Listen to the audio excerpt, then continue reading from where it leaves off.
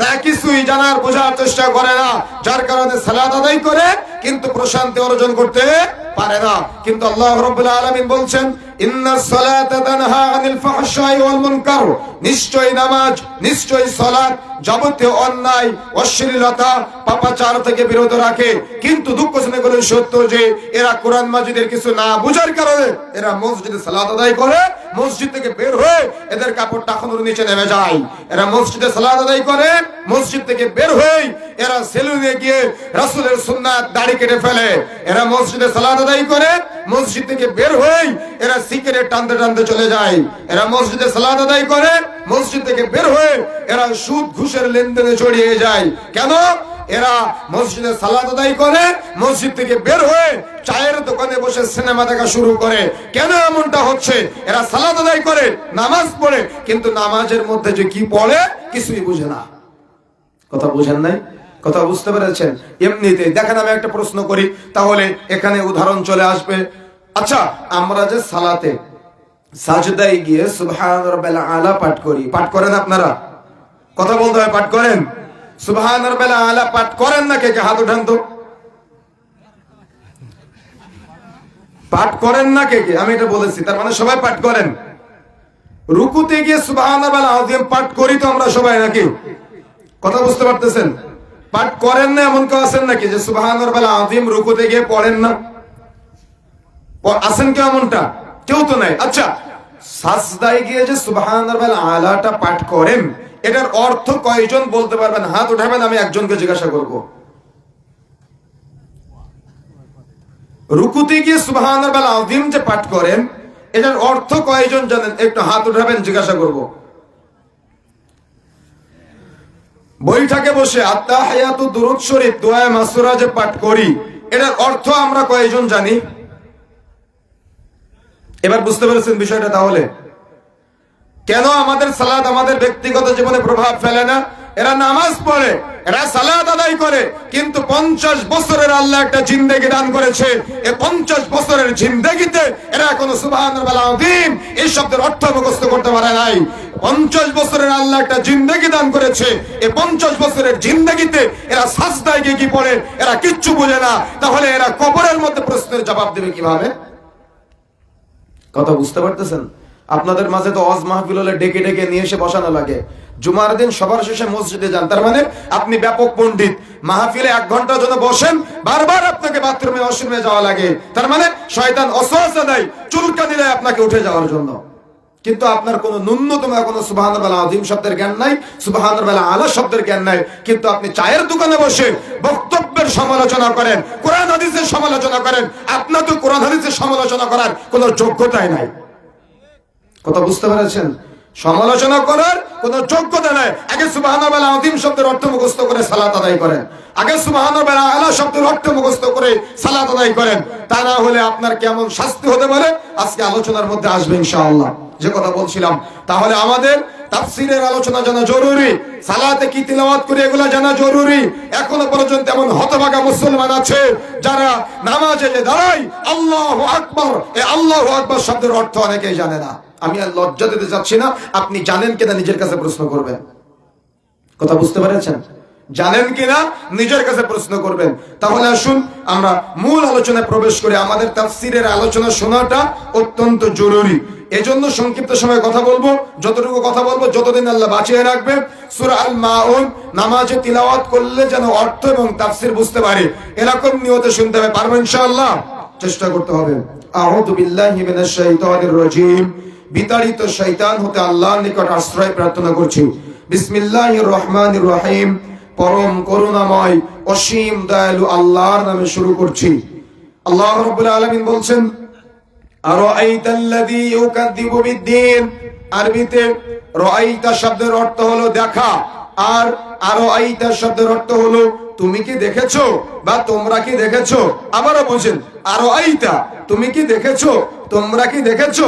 আল্লাযী, যে বা যারা বা যিনি ইউকাযযিবু শব্দের অর্থ মিথ্যা প্রতিপন্ন করে, হেয় প্রতিপন্ন করে, অস্বীকার করে।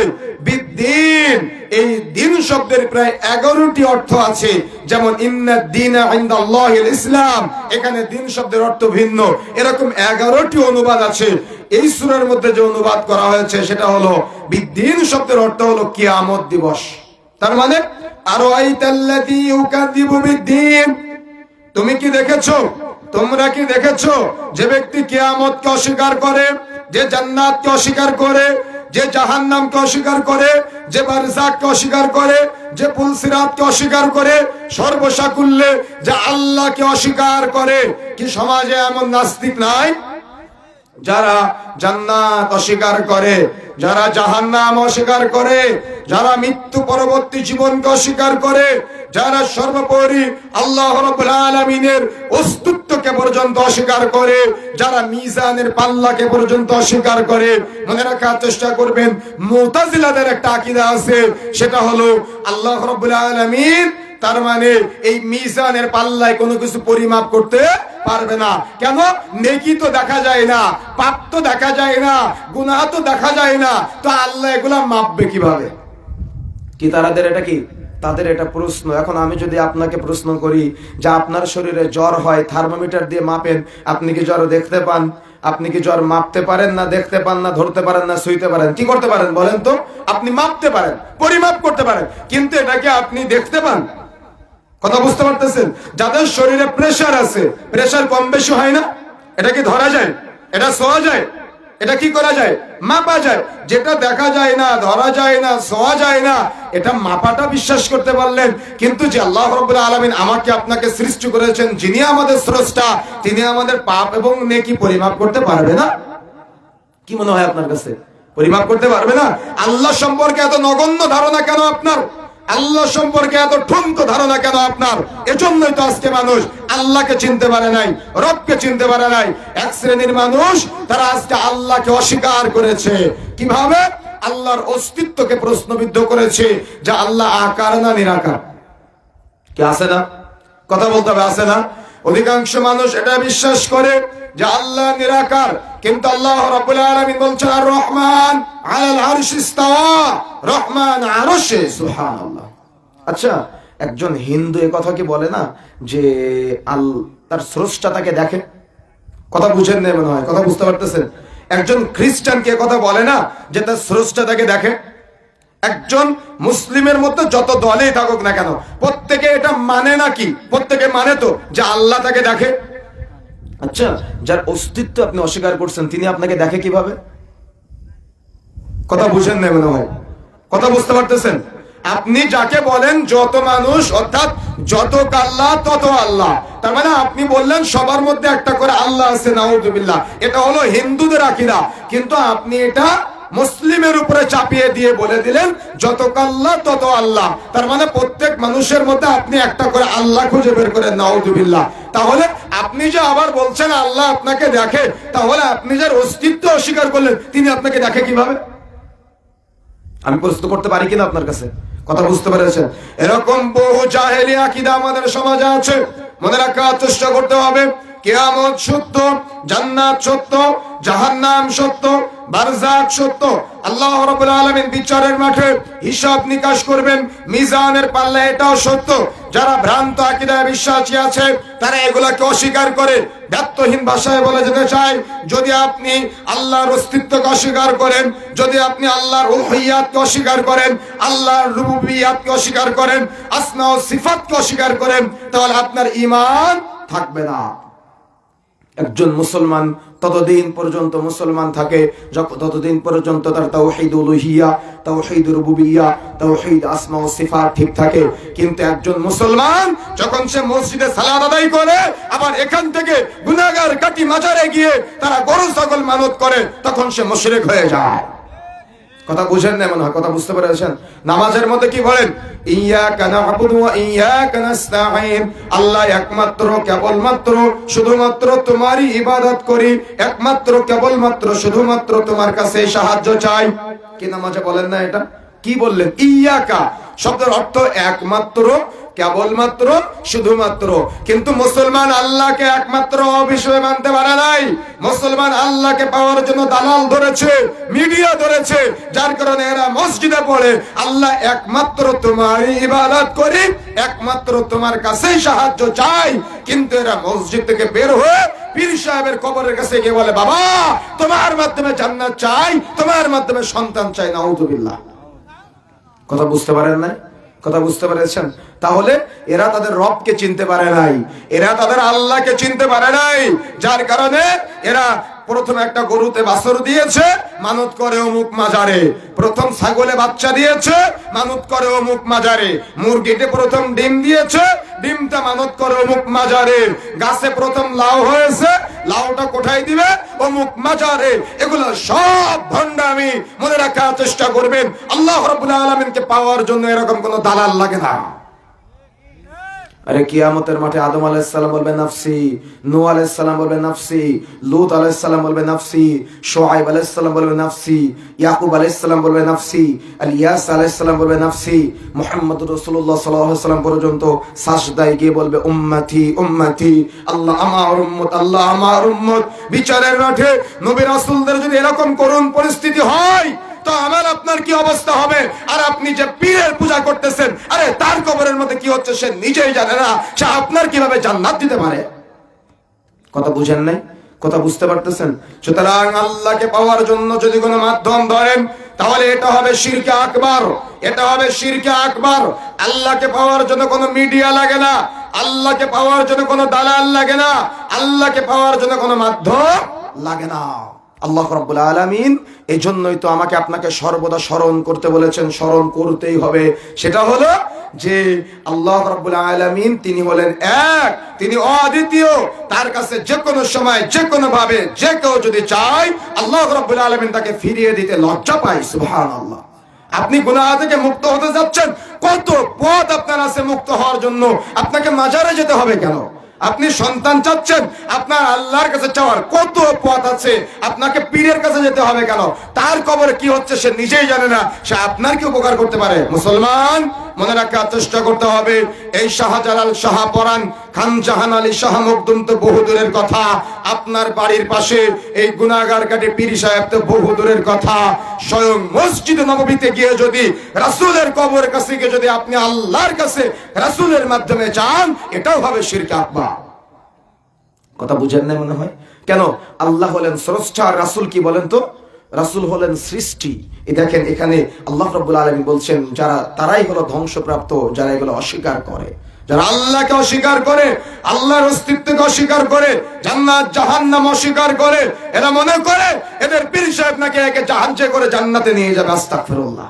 অথচ কিয়ামতের মাঠে আল্লাহ রাসূল বলতেছে, আল্লাহ আমার উম্মত, আমার উম্মত। অন্যান্য নবী রাসূলগণ বলতেছে নাফসি নাফসি নাফসি। নবী রাসূলদের এই অবস্থা হবে, আর আপনি একজন মানুষের পিছনে পড়ে আছেন। আমার কথা বুঝতে পারতেছেন? সুতরাং মনে রাখার চেষ্টা করতে হবে, এরকম সমাজে প্রচলিত যে শিরকগুলো আছে, এগুলা থেকে অবশ্যই বিরত থাকতে হবে। তা না হলে আল্লাহ রাব্বুল আলামিনের কাছে যখন আপনি কিয়ামতের মাঠে না, যখন কবরের মাঝে উপস্থিত হবেন, আল্লাহ রাব্বুল আলামিন যখন ফেরেশতা পাঠাবে, তখন প্রশ্ন করা হবে মার রব্বুকা, তোমার রবকে? তখন আপনি বলবেন হা লাদ্রি, আমি তো আমার রবকে চিনি না, আমি তো আমার আল্লাহকে চিনি না। কেন এমনটাও জবাব আসবে? আপনি দুনিয়াতে তো আল্লাহকে চিনতে পারেন নাই, আপনি চিনেছেন পীর সাহেবকে, আপনি চিনেছেন মাজারকে। বিশেষ করে মা এবং বোনেরা, আজকে কিছু হলেই অমুক হুজুরের কাছে চলে যায় তাবিজ নিয়ে আসার জন্য, ওই নলতার বড় পীরের কাছে চলে যায় তাবিজ নিয়ে আসার জন্য। তার মানে এরকম পীর সাহেবের কাছে চলে যায়। অথচ রাসূলুল্লাহ সাল্লাল্লাহু আলাইহি ওয়াসাল্লাম বলছেন, মান আল্লাকা তামিমাতান ফাকাদ আশরাক, যে তাবিজ ঝুলালো সে শিরক করলো। তার মানে যাদের হাতে কোমরে মাজায় তাবিজ ঝুলে আছে, যদি এমনটা হয় তাহলে এটা হবে শিরক। আর যদি তাবিজ ঝুলন্ত অবস্থায় গিয়ে মৃত্যুবরণ করে, সে জান্নাতে প্রবেশ করবে না। কথা বুঝতে পারতেছেন? কথা বোঝা যাচ্ছে? এটা হলো শরীয়তের বিধান। এখন আপনি হয়তো বলতে পারেন এগুলো তো হুজুরে দেয়। আরে আপনার হুজুর তো জর্দাও খায়। কথা বুঝেন নাই? আপনার হুজুর কি খায়? জর্দাও খায়, হারাম খায়। তো খাই হারাম, তো হারাম কাজই করবে। কথা বুঝতে পারেন নাই? কথা বুঝতে পেরেছেন? বিস্তারিত আলোচনার মধ্যে আসবে। বন্ধুরা আমার, যে কথা বলতে চাচ্ছিলাম, তাহলে আল্লাহ রাব্বুল আলামিনের অস্তিত্বকে অস্বীকার করা যাবে না, জান্নাত জাহান্নাম অস্বীকার করা যাবে না।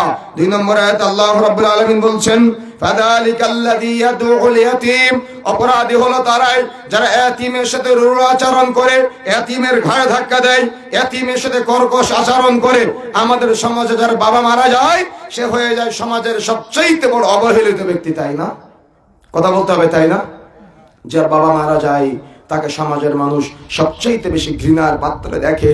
আর আমাদের সমাজের কিছু চাচা দাদা আছে যার বাবা মারা যায় তার সম্পদটুকু পর্যন্ত ফাঁকি দেয়। কি আছে কিনা? কথা বলেন, আছে না? অবশ্যই আছে। আল্লাহ রাব্বুল আলামিন বলছেন যে এতিমের সাথে রূঢ় আচরণ করে আল্লাহ রাব্বুল আলামিন তাকে অপরাধী বলেছেন। আচ্ছা, আল্লাহ যাকে অপরাধী বলেছেন সে কি ছোট অপরাধী? কি মনে হয় আপনার কাছে? সে কি ছোট অপরাধী? সে কিন্তু ছোট অপরাধী না। আপনি হয়তো জানেন মসজিদে দান করা অনেক বড় নেকি। আমি বললাম এটা অনেক বড় নেকি, আমি এই নেকিকে খাটো করছি না। তবে মসজিদে দান করার চাইতে যে নেকি অর্জিত হয় এর চাইতে অধিক নেকি অর্জন করার আরো মাধ্যম আছে। আপনি কি জানেন? কথা বুঝেন না মনে হয়। মসজিদে দান করলে জান্নাতে ঘর হয়, এটা সবাই জানেন না? কিন্তু এর চাইতে অধিক ফজিলতপূর্ণ আরো আমল আছে। আল্লাহ রাসূল বলছেন যদি কোনো ব্যক্তি ইয়াতীম লালন পালন করে তাহলে সে রাসূলের সাথে জান্নাতে এভাবে দুই আঙ্গুলের ন্যায় একসাথে থাকতে পারবে। সুবহানাল্লাহ। কি সুবহানাল্লাহ বলতে লজ্জা লাগতেছে আপনাদের? তার মানে একজন ব্যক্তি যদি ইয়াতীম লালন পালন করে তাহলে সে রাসূলের সাথে জান্নাতে থাকার সৌভাগ্য অর্জন করবে। সুবহানাল্লাহ। কিন্তু আপনি আজকে কি করলেন? তার সাথে রূঢ় আচরণ, তার সাথে খারাপ আচরণ, তার সাথে নোংরা আচরণ, তার সাথে দুর্বল আচরণ করলেন। এটা মুমিনের বৈশিষ্ট্য না, এটা ঈমানদারের বৈশিষ্ট্য হতে পারে না। সুতরাং এতিমের সাথে রূঢ় আচরণ করবেন না। আর চাচারা এই মিরাজ বন্টনের ক্ষেত্রে ফাঁকি নাই। মনে রাখার চেষ্টা করতে হবে, সম্পদ যখন বন্টন করবেন তখন এটা ব্রেনে রাখতে হবে। আমাদের সমাজে প্রচলিত আছে, বলেন তো, সৎ ভাই এবং সৎ বোন বিশেষ করে যখন বাবা মারা যায় তখন এটা ঘুলায় ফেলে এবং সম্পত্তি ভাগাভাগির সময় ওলট পালট করার চেষ্টা করে। বলেন তো সৎ ভাই এবং সৎ বোন কিভাবে হয়? সমাজে প্রচলিত আছে, একজন পুরুষ যদি দুইটা বিবাহ করে তাহলে দুই ঘরে যদি চারটা সন্তান থাকে এদেরকে কি বলা হয়? সৎ ভাই বলা হয়। কিন্তু ইসলাম এদের সৎ ভাই বলে নাই। যেটা আমরা জানি এটা ভুল। কথা বুঝেন নাই? যেটা আমরা জানি সেটা ভুল। তাহলে সৎ ভাই কিভাবে, আপন ভাই কিভাবে? ইসলাম এদেরকে বলেছে আপন ভাই। কেন? একজন পুরুষের চারটা বিবাহ করার অনুমতি আছে। কথা বুঝতে পেরেছেন? এই চারটা বিবাহ করে এই চার ঘরে যদি 8টা সন্তান থাকে কিন্তু স্বামী একজন আর স্ত্রী 4 জন, এরা সব আপন ভাই। সমাজে প্রচলিত আছে সৎ ভাই। বাবা মারা ছোটবেলা থেকে শিক্ষা দেয় যে ও তোমার সৎ ভাই, ও তোমার সৎ বোন। ছোটবেলা থেকে বিদ্বেষ তৈরি করে দেয়, আছে কিনা? বিদ্বেষ তৈরি করে দেন এভাবে। কিন্তু এরা আসলে সৎ ভাই না। শরীয়তের জ্ঞান না থাকার কারণে মানুষ এদের সৎ ভাই বলে, কিন্তু এরা সবাই হলো আপন ভাই। সৎ ভাই আছে ইসলামে। সেটা কিভাবে জানেন? যদি একজন মহিলা এক জায়গায় বিবাহ হয়েছিল, সেখান থেকে তালাক প্রাপ্ত হয়েছে, তালাক প্রাপ্ত হওয়ার পরে পুনরায় নতুন করে আরেক জায়গায় বিবাহ হয়েছে। কথা বুঝতে পারতেছেন? একজন মহিলার এক জায়গায় বিয়ে হয়েছিল, সেখানে 2টা সন্তান আছে। তালাক প্রাপ্ত হওয়ার পরে আরেক জায়গায় বিবাহ হয়েছে, সেখানে গিয়ে আবার 2টা সন্তান। এক্ষেত্রে মা একজন কিন্তু বাবা আলাদা। যখন বাবা আলাদা হবে তখন হবে সৎ ভাই, কিন্তু মা আলাদা, বাবা একজন, এরা সব আপন ভাই। সুবহানাল্লাহ। ইসলামী শরীয়তের বন্টন বুঝতে পেরেছেন? এভাবে চিন্তা করে সম্পদ ভাগ করে দেওয়ার চেষ্টা করবেন, ফাঁকি দেওয়ার চেষ্টা করবেন না। 3 নম্বরে আল্লাহ রাব্বুল আলামিন বলছেন ওয়ালা ইয়াহুদ্দু আলা তাআমিল মিসকিন, অপরাধী হলো তারাই যারা মিসকিনকে খাদ্য দানে অনুৎসাহ প্রদান করে। তার মানে আপনার বাড়িতে অসহায় কেউ এসে কোনো কিছু চাইলে আপনি তাকে তাড়িয়ে দেন। অথচ রাসূলুল্লাহ সাল্লাল্লাহু আলাইহি ওয়াসাল্লাম, সেই মনে রাখার চেষ্টা করতে হবে, এখান থেকে 1450 বছর আগের ইতিহাস বলছি। আল্লাহ রাসূল বসে আছেন এরকম সাহাবায়ে কেরামকে নিয়ে। একজন বেদুইন এসে বলছেন, আল্লাহ রাসূল আমি অনেক ক্ষুধার্ত, আমার খাবারের ব্যবস্থা করুন। কাকে বলছেন বলেন তো? রাসূলুল্লাহ সাল্লাল্লাহু আলাইহি ওয়াসাল্লামকে বলছেন। তখন আল্লাহ রাসূল সাল্লাল্লাহু আলাইহি ওয়াসাল্লাম ঘরে খবর পাঠালেন। 1 জন 2 জন 3 জন স্ত্রীদের ঘর থেকে খবর আসলো যে বাড়িতে পানীয় ছাড়া আর কিছুই নাই। বলেন তো কার ঘরের বর্ণনা? বুখারী মুসলিমের হাদিস। কার ঘরের বর্ণনা বলেন তো? রাসূলের ঘরের বর্ণনা। খবর আসলো কি? বাড়িতে পানি ছাড়া মেহমানকে মেহমানদারিতা করার জন্য আর কিছুই নাই। তখন আল্লাহ রাসূল নিরুপায় হয়ে সাহাবীদের বলছেন, সাহাবায়ে কেরাম তোমরা কি কেউ এই মেহমানের দায়িত্ব গ্রহণ করতে পারবা? কি বলেন আল্লাহ রাসূল? তোমরা কি কেউ মেহমানের দায়িত্ব নিতে পারবা?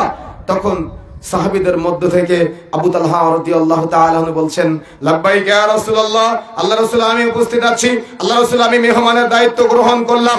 মেহমানকে যখন আবু তালহা রাদিয়াল্লাহু তাআলা আনহু দায়িত্ব গ্রহণ করলেন, তখন আল্লাহর রাসূল জানে না যে আবু তালহা রাদিয়াল্লাহু তাআলা আনহু যখন দায়িত্ব গ্রহণ করলেন, তখন আবু তালহা জানে না যে আবু তালহার বাড়িতে এই মেহমানকে মেহমানদারিতা করার জন্য কোনো খাবার আছে কিনা। তখন আবু তালহা রাদিয়াল্লাহু তাআলা আনহু তবুও মেহমানকে নিয়ে বাড়িতে চলে গেলেন। বাড়িতে গিয়ে স্ত্রীকে বলছেন, রাসূলের মেহমান নিয়ে এসেছি, তুমি খাবারের ব্যবস্থা করো। তখন আবু তালহা রাদিয়াল্লাহু তাআলা আনহুর স্ত্রী বললেন যে আপনি মেহমান নিয়ে এসেছেন আলহামদুলিল্লাহ, কিন্তু বাড়িতে ছোট বাচ্চাদের জন্য অল্প একটু খাবার ছাড়া আর কিছুই নাই। কথা বুঝতে পারেন নাই? কথা বুঝতে পেরেছেন? আবু তালহা ফিল জান্নাহ, জান্নাতের সুসংবাদ প্রাপ্ত সাহাবী, কিন্তু কি বললেন, বাড়িতে মেহমানের যে আপনি নিয়ে এসেছেন আলহামদুলিল্লাহ, আমার কোনো আপত্তি নাই, তবে বাচ্চাদের জন্য খাবার ছাড়া আর কিছুই নাই। তখন আবু তালহা রাদিয়াল্লাহু তাআলা আনহু বলছেন যে তুমি খাবারটুকু মেহমানকে দিয়ে দাও, আর বাচ্চাদের কিছু একটা বলে ভুলিয়ে ভালিয়ে ঘুম পাড়িয়ে দাও, আর বাতিটা নিভিয়ে দাও, যাতে করে মেহমান মনে করে আমরাও খেয়েছি। কথা বুঝেন না মনে হয়? কথা বুঝতে পারতেছেন? রাসূলুল্লাহ সাল্লাল্লাহু আলাইহি ওয়াসাল্লামের কাছে পরের দিন আবু তালহা রাদিয়াল্লাহু তাআলা উপস্থিত হলেন। তখন আল্লাহ রাসূল আবু তালহা রাদিয়াল্লাহু তাআলার দিকে একটা মুস্কি হাসি দিয়ে বললেন, আবু তালহা, জিবরিল আমাকে জানিয়েছে তুমি গত রাতে মেহমানের সাথে যে আচরণ করেছো, তোমার আচরণে স্বয়ং আল্লাহ আশ্চর্য হয়েছেন। সুবহানাল্লাহ। কে আশ্চর্য হয়েছে বলেন তো? আল্লাহ আশ্চর্য হয়েছেন। আবু তালহা রাদিয়াল্লাহু তাআলা আনহুকে কেন্দ্র করে আল্লাহ রাসূল বলছেন, তুমি মেহমানের সাথে যে আচরণ করেছো, তোমার আচরণে আল্লাহ সন্তুষ্ট হয়েছেন। সুবহানাল্লাহ। আল্লাহ হেসেছেন, বিভিন্ন বর্ণনা পাওয়া যায়। তাহলে বলেন তো, আল্লাহ আশ্চর্য হয়েছেন, আল্লাহ হেসেছেন, আল্লাহ সন্তুষ্ট হয়েছেন কার উপরে? আবু তালহা রাদিয়াল্লাহু তাআলার উপরে। কেন? মেহমানকে মেহমানদারিতা করেছিলেন তাই। প্রিয় বন্ধুরা আমার, কিন্তু আপনার আমার বাড়িতে ফকির মিসকিন আসলে তাড়িয়ে দেন। আজকে থেকে বাড়িতে ঘোষণা দিয়ে দিবেন আপনার স্ত্রীকে, যদি কখনো কোনো মিসকিন ফকির আসে, তাহলে সে যদি কিছু চায় খাবার, তাহলে যদি এক প্লেট ভাতও থাকে, সেখান থেকে অর্ধেক তাকে দিবে আর অর্ধেক আপনি খাবেন বা আপনার স্ত্রী খাবে, তবুও এই ফকির বা মিসকিনকে তাড়িয়ে দিবেন না। মনে থাকবে ইনশাআল্লাহ? কথা বলেন, মনে থাকবে ইনশাআল্লাহ? এটা হলো প্রথম তিনটা আয়াতের মৌলিক আলোচনা। এবার একটু ব্যতিক্রম আলোচনা আল্লাহ রাব্বুল আলামিন করেছেন, এজন্য আমরা একটু ব্যতিক্রম আলোচনায় যাচ্ছি। আল্লাহ রাব্বুল আলামিন বললেন, ফাওয়াইলুল লিল মুসাল্লিন, নামাজীরা ধ্বংসপ্রাপ্ত। আচ্ছা, যে নামাজ পড়ে সে মুসাল্লি, নাকি যে নামাজ পড়ে না সে মুসাল্লি? হ্যাঁ, পিছনের ভাইরা কথা বলেন, যে নামাজ পড়ে সে মুসাল্লি, নাকি যে নামাজ পড়ে না সে মুসাল্লি? কিন্তু আল্লাহ কি বললেন? ফাওয়াইলুল লিল মুসাল্লিন, নামাজীরা ধ্বংসপ্রাপ্ত। তাহলে কেমন হয়ে গেল না বিষয়টা? বিস্তারিত ব্যাখ্যা করতে হবে তো। কেমন হয়ে গেল না বিষয়টা? দেখেন, আল্লাহ নিজে জবাব দিচ্ছেন, আল্লাযীনা হুম আন সালাতিহিম সাহুন। তারা কারা? তারা হলো সাহুন। সাহুন শব্দের অর্থ হলো অমনোযোগী। সাহুন শব্দের অর্থ হলো উদাসীন। তারা সালাত আদায় করে কিন্তু নামাজে অমনোযোগী। এই যে কিছুক্ষণ আগে প্রশ্ন করেছিলাম যে অর্থ জানেন কিনা, তাহলে এখন বলেন তো, আপনি কি ফাওয়াইলুল লিল মুসাল্লিন না? আপনি যে নামাজে এ টু জেড কি পড়েন কিছুই বুঝেন না। এজন্যই তো আমাদের সমাজে প্রচলিত আছে যে নামাজের মধ্যে দোয়া করার দরকার নাই, নামাজ শেষ করে দোয়া করে। কি আছে কিনা? কথা বলতে হবে, আছে কিনা? অথচ নামাজ পুরাটাই দোয়া, পুরাটাই চাওয়ার জায়গা। এতহীন ভাষায় বলে যেতে চাই, সালাত পুরাটাই চাওয়ার জায়গা। আজান ও ইকামতের মধ্যবর্তী সময় দোয়া করলে এ সময় দোয়া করা যায়। তাকবীরে তাহরিমার পরে যখন আপনি হাত বাঁধবেন, সালা পাঠ করার পরে, সূরা ফাতিহা পাঠের আগে পুরাটাই দোয়া করার জায়গা।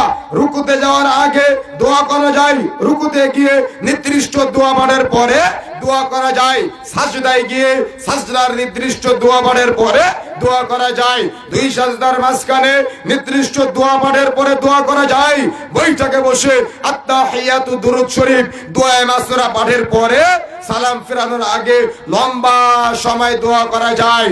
তার মানে পুরাটাই চাওয়ার জায়গা। নামাজ শব্দের অর্থই হলো দোয়া, সালাত শব্দের অর্থই হলো দোয়া।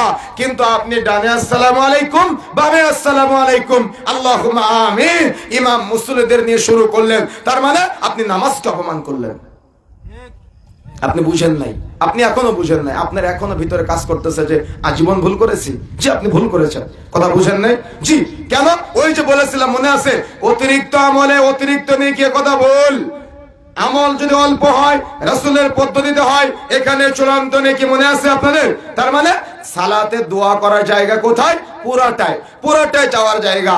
কিন্তু প্রশ্ন তো করার পর আপনারা ফেল করেছেন, নামাজের মধ্যে দোয়া করতে পারেন না, নামাজের মধ্যে চাইতে পারেন না। জানাজার নামাজ হয় 30 সেকেন্ডে, আর লাশ কবরে রাখার পর 30 মিনিটের লম্বা মোনাজাত। তার মানে জানাজার নামাজকে অপমান করা হয়। আপনি বুঝেন নাই। যদি বুঝতেন তো জানাজার সালাতে মাইয়াতের জন্য দোয়া করতেন। কেন? জানাজার সালাতে তার জন্য দোয়া করার জায়গা, চাওয়ার জায়গা তো নামাজ। কিন্তু আপনি নামাজের মধ্যে না চেয়ে আপনি নামাজের পরে চাওয়া নিয়ে বিতর্কে লিপ্ত হন। কিন্তু আপনি এখনো সুবহানাল্লাহ আযীম শব্দের অর্থ জানেন না, আপনি এখনো সুবহানাল্লাহ আলা শব্দের অর্থ জানেন না, আপনি এখনো সিগারেট জর্দা খেয়ে ঘুরে বেড়ান। কথা বুঝতে পেরেছেন? কথা বোঝা যাচ্ছে? সুতরাং ইলম অর্জন করতে হবে, জ্ঞান অর্জন করতে হবে। সালাত পুরাটাই চাওয়ার জায়গা, নামাজ পুরাটাই চাওয়ার জায়গা। নামাজের মধ্যে আপনি কি তিলাওয়াত করেন এটা জেনে বুঝে তিলাওয়াত করবেন, জেনে বুঝে চাইবেন, দেখবেন আপনার অনেক ভালো লাগবে, অনেক প্রশান্তি লাগবে। সুতরাং সালাতের মধ্যে চাইবেন, সাজদা তো চাওয়ারই জায়গা। যদি আপনি সাজদায় গিয়ে চোখের 2 ফোঁটা পানি ফেলে চাইতে পারেন, আল্লাহ রাব্বুল আলামিন এটা আশা করেন। কিন্তু আপনি সাজদা দেন, মুরগি যেমন খায়, দ্রুত গতিতে সাজদা দেন, সাজদা দিয়ে আপনি নামাজ শেষ করে লম্বা দোয়া করার আগ পর্যন্ত আপনার প্রশান্তি হয় না। কিন্তু চাওয়ার জায়গা কোথায়? সাজদায়। চাওয়ার জায়গা কোথায়? রুকুতে। চাওয়ার জায়গা কোথায়? বৈঠকে। চাওয়ার জায়গা কোথায়? সালাতের মধ্যে। সুবহানাল্লাহ। কিন্তু আপনি বুঝেন না। আমি বলে যাচ্ছি, আপনি আগামীকাল সকালে এগুলো নিয়ে বিতর্ক করবেন। কিন্তু ওই যে অথচ আপনার এখনো সুবহানাল্লাহ আযীমের জ্ঞান নাই, এখনো সুবহানাল্লাহ আলার জ্ঞান নাই, তারপরেও আপনার বিতর্ক করা এটা আপনার নেশা, বিতর্ক করে এটা আপনার পেশা। সুতরাং কোরআন হাদিসের বিধান যখন চলে আসবে তখন দায়িত্বহীন ভাবে মেনে নেওয়ার চেষ্টা করবেন। সালাত পুরাটাই চাওয়ার জায়গা। আজকে আপনি নামাজের মধ্যে চান না বিধায় নামাজও পড়েন, সিগারেটও খান, নামাজও পড়েন, হারাম কাজের সাথে জড়ায় যান। কেন? ওই যে সালাত আপনার ব্যক্তিগত জীবনে প্রভাব ফেলতেছে না, তাই। কেন? আপনি নামাজের মধ্যে কি পড়েন কিছুই বুঝেন না, পুরাটাই ভুয়া। আর আজকে যুব সমাজকে তো নামাজে অভ্যস্ত করাই না আমাদের সমাজের মানুষ।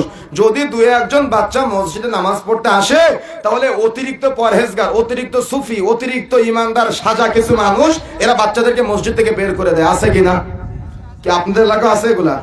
আমি তো মনে করতাম খালি মনে শহর অঞ্চলে আছে, যাদের টাকা আছে তারা বের করে দেয়, কিন্তু আপনাদের এলাকায় দেয়। রাসূলুল্লাহ সাল্লাল্লাহু আলাইহি ওয়াসাল্লাম কি বলেছেন জানেন? রাসূলুল্লাহ সাল্লাল্লাহু আলাইহি ওয়াসাল্লাম বলছেন, মুরু আওলাদাকুম বিসসালাতি হুম আবনাউ 7 সিনিন। তোমাদের সন্তানদের বয়স যখন 7 বছর হবে তখন তাদেরকে সালাতের প্রশিক্ষণ দাও। 10 বছর বয়সে যদি সালাত আদায় না করে প্রয়োজনে প্রহার করো, তার বিছানাগুলোকে পৃথক করে দাও। কিন্তু দুঃখজনক সত্য যে 7 বছর বয়সের একটা বাচ্চা আজকে যদি মসজিদে আসে, মসজিদে এসে একটু কথা বলে, তাকে মসজিদ থেকে বের করে দেয়। কি আছে কিনা? অথচ আপনি মসজিদে নববীতে যান, যাতে করে বাচ্চারা মসজিদে আসে, জন্য খেলনার ব্যবস্থা করা হয়েছে। আরে আল্লাহ রাব্বুল আলামিনের নবী মুহাম্মদ সাল্লাল্লাহু আলাইহি ওয়াসাল্লাম নামাজ পড়তেছেন, সালাত আদায় করতেছেন। আল্লাহ রাসূলের নাতি হাসান হুসাইন রাসূলের ঘাড়ে উঠে, পিঠে উঠে, রাসূলের নামাজের ক্ষতি হয় না। আর আপনি এত বড় সুফি হয়ে গেলেন, আপনি এত বড় পরহেজগার হয়ে গেলেন, আপনি এত বড় আল্লাহ ওয়ালা হয়ে গেলেন যে বাচ্চাকে মসজিদ থেকে বের করে দিলেন। কি আছে না এমনটা? এরা আসলে সুফি সাজে, এরা আসলে আল্লাহওয়ালা সাজে, এরা আসলে আল্লাহওয়ালা না, এরা আসলে তাকওয়াশীল না, এরা আসলে ঈমানদার না। যদি এরা আল্লাহওয়ালা হতো তাহলে এরা বাচ্চাদেরকে মসজিদ থেকে বের করতো না। কেন? কিয়ামতের মাঠে অবশ্যই আল্লাহ রাব্বুল আলামিন জবাবদিহিতার কাঠগড়ায় দাঁড় করাবে। তুমি যে আজকে বাচ্চাকে মসজিদ থেকে বের করে দিলে, কেন বের করলে? কিয়ামতের মাঠে জবাব দেওয়া লাগবে না? এরা ঈমানদার সাজে, এরা আল্লাহওয়ালা সাজে, এরা তাকওয়াশীল সাজে, এরা আসলে আল্লাহওয়ালা না, এরা আসলে তাকওয়াশীল না। কথা বুঝতে পেরেছেন? সুতরাং বাচ্চাদেরকে মসজিদ থেকে বের করে দিবেন না, বাচ্চাদেরকে নামাজে অভ্যস্ত করতে হবে, বাচ্চাদেরকে সালাতে অভ্যস্ত করতে হবে। তাদেরকে মসজিদ থেকে বের করে দেওয়ার চেষ্টা কোশ্চিন কালও করবেন না। এখন আসুন সালাত সম্পর্কে আল্লাহ রাব্বুল আলামিন বললেন, ফাওয়াইলুল লিল মুসাল্লিন, নামাজীরা ধ্বংসপ্রাপ্ত। অর্থাৎ সালাত আদায় করে কিন্তু তারা হলো সাহুন, যারা অমনোযোগী, যারা উদাসীন, তাদেরকে কেন্দ্র করে আল্লাহ রাব্বুল আলামিন বললেন তারা সালাত আদায় করে কিন্তু তারা অমনোযোগী, তারা সালাত আদায় করে কিন্তু তারা উদাসীন। যেমন নামাজে যখন দাঁড়াই একবার ডানে তাকাই, একবার বামে তাকাই, একবার আসমানের দিকে তাকাই, একবার জমিনের দিকে তাকাই, নামাজে তার কোনো মনোযোগ থাকে না। কি তাই না? এমনটা হয় না আমাদের সমাজে? এদের সালাতে কোনো মনোযোগ থাকে না, নামাজে কোনো মনোযোগ থাকে না। কেন? ওদের সালাতের ব্যাপারে গাফেল, সালাতের ব্যাপারে তারা গাফেল। কিন্তু কিয়ামতের মাঠে সর্বপ্রথম যে হিসাবটি নেওয়া হবে সেটা হবে নামাজের হিসাব। যদি সালাতের হিসাব ঠিক হয় সমস্ত আমল ঠিক, যদি সালাতের হিসাব ঠিক না হয় সমস্ত আমল বরবাদ হয়ে যাবে। এই জন্য সালাতের হিসাব ঠিক করতে হবে। আল্লাহ রাব্বুল আলামিন বললেন তারা হলো সাহুন, যারা অমনোযোগী, যারা উদাসীন। সুতরাং প্রিয় বন্ধুরা আমার, আমাকে আপনাকে মনে রাখার চেষ্টা করতে হবে এমন ব্যক্তিত্ব অর্জন করা যাবে না যে ব্যক্তিত্ব অর্জন করলে আপনি সাহুন হয়ে যাবেন বা ফাওয়াইলুল লিল মুসাল্লিন হয়ে যাবেন। সুতরাং সতর্ক হতে হবে, সাবধান হতে হবে। সালাত আমরা আদায় করতেছি, কিন্তু সালাতের এই সম্পর্কে একেবারে পুরোটাই অর্থ সম্পর্কে কিছু জানি না, এবং সালাত যে আমরা আদায় করি রাসূলের পদ্ধতিতে সালাত আদায় করি না। আল্লাহ রাব্বুল আলামিনের নবী মুহাম্মদ সাল্লাল্লাহু আলাইহি ওয়াসাল্লাম বলেন, সাল্লু কামা রাআইতুমুনি উসাল্লি, তোমরা ওভাবেই সালাত আদায় করো, সেভাবেই সালাত আদায় করো যেভাবে আমাকে সালাত আদায় করতে দেখেছো। সুবহানাল্লাহ। কে বললেন এটা? বলেন তো, কে বলেছেন এটা? আল্লাহ রাসূল বললেন তোমরা সেভাবেই সালাত আদায় করো যেভাবে আমাকে সালাত আদায় করতে দেখেছো। তাহলে আমরা যদি ফাওয়াইলুল লিল মুসাল্লিন হতে না চাই, আমরা যদি সাহুন হতে না চাই, তাহলে আমাদের অবশ্যই নামাজে কি পড়ি, সালাতে কি পড়ি এটা জানতে হবে, এবং আমাদেরকে রাসূলের পদ্ধতিতেই সালাত আদায় করতে হবে। যদি আমরা রাসূলের পদ্ধতিতে সালাত আদায় না করি তাহলে কিন্তু ফাওয়াইলুল লিল মুসাল্লিন, তার মানে ধ্বংসপ্রাপ্ত নামাজি হয়ে যেতে হবে। সুতরাং প্রিয় বন্ধুরা আমার, যে যেখানে অবস্থান করেন না কেন, যে দলের যে মানুষ দলের বা যে গোষ্ঠীর মানুষ হোক না হন না কেন, মনে রাখার চেষ্টা করতে হবে সালাতের নামাজের যত পদ্ধতি থাকুক না কেন সব পদ্ধতি বাদ দিয়ে কুরআন এবং সহিহ হাদিসের পথে ফিরে আসতে হবে। পারবো ইনশাআল্লাহ? কথা বলতে হবে, পারবো ইনশাআল্লাহ? আপত্তি আছে কারোর? আপত্তি আছে কারোর সহিহ হাদিসের পথে ফিরে আসার জন্য? আপত্তি আছে নাকি কারোর? মনে রাখার চেষ্টা করতে হবে। তাহলে যে কথাগুলো বলতে চাচ্ছিলাম, যে সালাত বা নামাজ আমাদেরকে আদায় করতেই হবে রাসূলের দেখানো পদ্ধতিতে, যে পদ্ধতিতে রাসূলুল্লাহ সাল্লাল্লাহু আলাইহি সাল্লাম সালাত আদায় করেছেন। যেমন আমাদের সমাজে প্রচলিত বহু পার্থক্য আছে। কেউ বুকে হাত বেঁধে সালাত আদায় করে, কেউ নাভির নিচে হাত বেঁধে সালাত আদায় করে, কেউ রফুল ইয়াদাইন করে, কেউ রফুল ইয়াদাইন করে না, কেউ জোরে আমিন বলে, কেউ আস্তে আমিন বলে। বলেন তো এর সমাধানের প্রয়োজন আছে কি নাই? কথা বলতে হবে, আছে কি নাই? সমাধানের দরকার আছে তো। তাহলে যেদিকে কোরআন হাদিস আছে সেদিকে আপনারা যাবেন, নাকি সমাজ যেদিকে আছে সেদিকে যাবেন? কথা বলতে হবে, সমাজের দিকে না কোরআন হাদিসের দিকে? তাহলে আমরা একটু যাচাই বাছাই করি যে কোরআন এবং সহিহ সুন্নাহ কি আছে। রাসূলুল্লাহ সাল্লাল্লাহু আলাইহি সাল্লাম কোন পদ্ধতিতে সালাত আদায় করেছেন, যে পদ্ধতিতে সালাত আদায় করলে আমরা সাউন হব না, আমাদের সালাতটুকু কবুলযোগ্য হবে। তাহলে আমরা একটু জানার চেষ্টা করি। সমাজে প্রচলিত বহু দল আছে, প্রত্যেক দলের আলাদা আলাদা নামাজের পদ্ধতি আছে।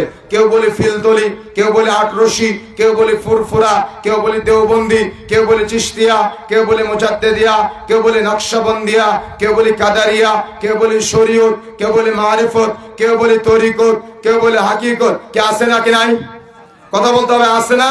কেউ বলে হানাফি, কেউ বলে মালিকি, কেউ বলে হাম্বলি, কেউ বলে শিয়া, কেউ বলে খারেজি, কেউ বলে জাহমিয়া, কেউ বলে মুতাজিলা, কেউ বলে মুজাশশিবা, কেউ বলে চরমনাই, কেউ বলে হিজবুত তাওহীদ, কেউ বলে মুনকিরে হাদিস। এরকম বহু নামে নামকরণ করে মানুষ আজকে তাদের নামাজকে পার্থক্য করে নিয়েছে, মানুষ আজকে তাদের সালাতকে পার্থক্য করে নিয়েছে। কিন্তু মানুষের উচিত ছিল দলে দলে বিভক্ত না হয়ে রাসূলের পদ্ধতিতে সালাত আদায় করা। কথা বুঝতে পেরেছেন? কি প্রয়োজন ছিল? রাসূলের পদ্ধতিতে সালাত আদায় করার প্রয়োজন ছিল। যত দল, যত মত, যত তরিকা থাকুক না কেন সব বাদ দিয়ে কোরআন এবং সহিহ সুন্নাহর ছায়াতলে ফিরে আসতে হবে। পারবো ইনশাআল্লাহ? তাহলে আসুন আমরা একটু জানার চেষ্টা করি।